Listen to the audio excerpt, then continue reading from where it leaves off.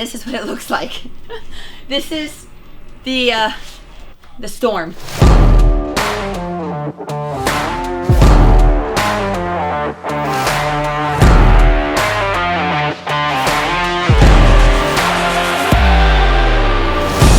All right, so right now we're at 312 West Hancock that we just purchased. Well, we just didn't purchase this property. We purchased it a little bit ago. But what we're looking for when it comes down to historical properties that we buy here in Lakeland, Florida, and Polk County, this actually is the historical district of Dixieland. And so if the numbers work, we almost buy anything when it comes down to historical properties. Question is, can you renovate this property, make everybody happy in the historic district, sell it, and still keep the price margins where we need to? So with the historical homes, the number one thing that we fight with is termite.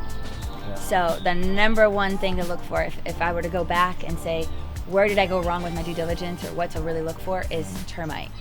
So this house had a lot of termite damage. So we've already done subterranean termite treatment. We're about to tent this house when we get done, just as an extra preventative treatment. And you can see all new siding. So there you go. When we buy these houses, we have to keep in mind, we're putting in all new siding. So when we go to sell this house, oh my gosh, an end buyer is gonna be just ecstatic. They literally have a brand new house in a historic district, because it takes a really special buyer for these kind of homes. You gotta really be into the historic homes. When we're buying homes, this is kind of what we're looking for as well. So if I'm actually the new buyer, I want another access point to come in. So that was another thing I actually liked about the property, was it had an alleyway that somebody could privately just pull into their vehicle and just pull to the back of their house. Nobody needs to see them in the front, and then boom, they're pulling into the back of their house. And on this property, we actually extended the property, put all brand new electric. Everything basically in this house is brand new electric, brand new plumbing. All right, let's check out the inside.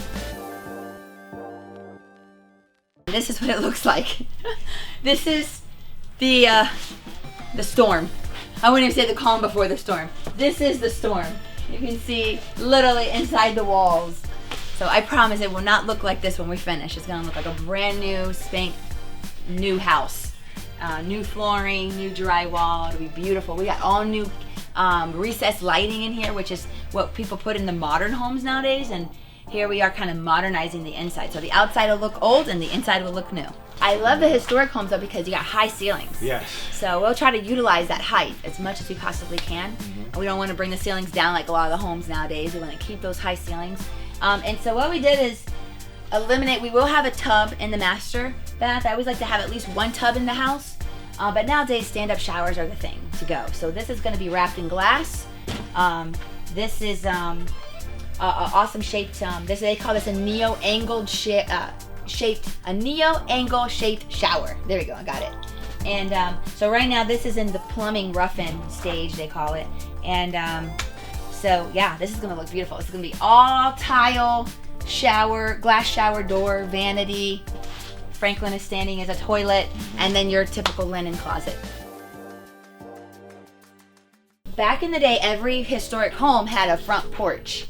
So I would not recommend this moving forward, but when we bought the house, it already had the porch enclosed. So at this point, it's like, do you reopen it back up or do you utilize the space? So we're utilizing the space. So technically, this is our front porch that is now being converted into a walk-in closet, and you can see all the new insulation here where drywall will be going. Okay? So this is gonna be a huge closet.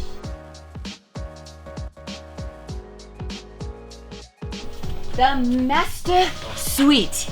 The master suite. Everybody's favorite room of the house. At least it's mine anyways.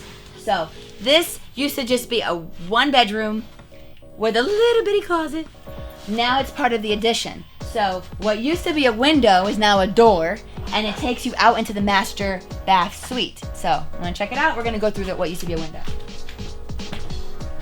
All right, so now we have, just like you see on all of your new homes, brand new construction homes, this is a brand new master bath suite. Now this, Franklin, will have double vanities. This one will have double vanities. Oh, good. Oh, you can have your double vanities. I appreciate it. That's right. So Franklin loves double vanities. All right, so It's more functional. I know, I Feels see. lower. So you're gonna have a vanity here with 2 sinks. Here's our tub. That'll all be tiled. Actually, this whole bathroom will be tiled. The whole entire floor, walls, everything. We actually enclosed the toilet room, which every woman loves. Okay, people? Toilet rooms, they should be enclosed.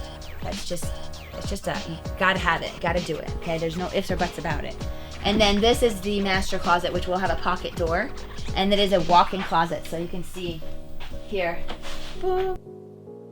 All right, that's it. That's the master suite. I can't wait till we get this done. So things to avoid whenever you're purchasing historical properties. So whenever I'm purchasing any kind of historical properties, look, I'll be straight up with you. If the price is right, I pretty won't avoid anything. Okay, so there's always value in something if the price works.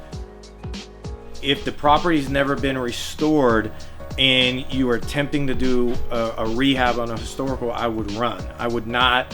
It's not something for anybody who just wants to start rehabbing if you've never done it before, or you've only done 1 or 2, because there's so many factors in historical property that people don't think about. Number 1, the pillars underneath and the foundation are literally pillars. So they're literally these concrete slabs, and they're holding these pieces of wood that are coming all the way across, and they're actually on stilts basically. Well, what happens is, because Florida, we live on a limestone, that shifts all the time. So through over 100 years, your property may shift the foundation. You've got to learn how to fix that foundation. You've also got, because of that, your flooring is going to be off sometimes. So now you got to learn how to actually float your floors and do it the right way. The other thing is termites. So termites normally don't eat out of what they call redwood. So historical properties, they actually have redwood. They don't have normal 2x floors that almost anything could eat through that. Redwood is difficult. That's why you see a lot of the redwood is actually in amazing condition, because the density of the wood is so hard that a termite can't even eat through it. Hopefully you got something out of this video. And again, we're purchasing all the time here in Lakeland, Florida. For us, it's fun because we live here. And so, anything else you want to add, Bridge? No. Bring us some buyers. You might know some people that want to buy this house.